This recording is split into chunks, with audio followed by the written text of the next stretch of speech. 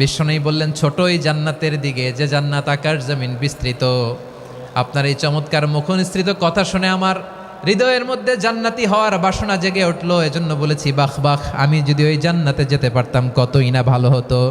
উমাইরের কথা শুনে বিশ্বনবী বললেন, ঠিক আছে উমাইর, জান্নাতে ঢোকার জন্যই, জান্নাতের অধিবাসী হওয়ার জন্য যেহেতু তোমার এত আকাঙ্ক্ষা, আমি বলে দিলাম আনতা মিন আহলিহা, তুমি আল্লাহর ওই জান্নাতের অধিবাসী হবা। যাও উমাইর, তুমি ওই জান্নাতের অধিবাসী, ওই জান্নাতে তুমি ঢুকবা, তুমি জান্নাতি। তার মানে সহজ কথায় তুমি জান্নাতি। সুবহানাল্লাহ বলেন।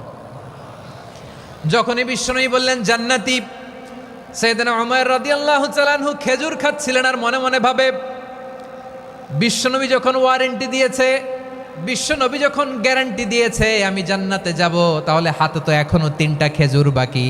এই 3টা খেজুর যদি খাই তাহলে জান্নাতে ঢুকতে দেরি হয়ে যাবে। সুবহানাল্লাহ পড়েন। হাতে কয়টা খেজুর? 3টা খেজুর। বিশ্বনবী বললেন, উমাইর আনতা মিন আহলিহা, তুমি ওই জান্নাতের অধিবাসী, তুমি জান্নাতি। উমাইর চিন্তা করলেন, আমি জান্নাতি, নবীর মুখ দিয়ে যখন বেরোইছে ওই জান্নাতে তো আমার ঢুকতেই হবে, কিন্তু হাতে 3টা খেজুর খেয়ে যদি জেহাদের ময়দানে যাই তাহলে জান্নাতে যেতে তো দেরি হয়ে যাবে। এই চিন্তা আসা মাত্রই খেজুর 3টাকে তিনি ছুঁড়ে মারলেন, তলোয়ার বের করে আল্লাহু আকবার বলে বদরের ময়দানে ঝাঁপিয়ে পড়লেন।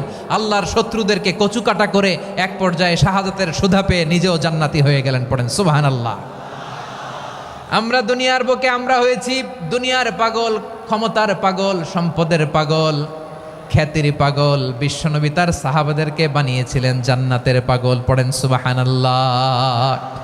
ওই জান্নাতে আমরা যেতে চাই কি চাই না? একা না সবাই মিলে? একা না সবাই?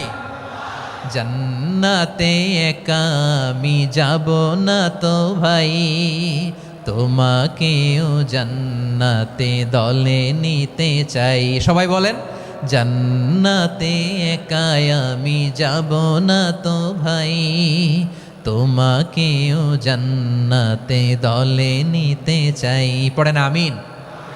সিলেটের এ ঐতিহাসিক এমসি কলেজ ময়দানে আজ রাতে এই চমৎকার রজনীতে আমরা যেমনি একত্রিত হলাম, আল্লাহর জান্নাতুল ফেরদাউসেও যেন আমরা একত্রিত হতে পারি। আল্লাহ তুমি কবুল করো। সবাই আওয়াজ করে পড়েন আমিন।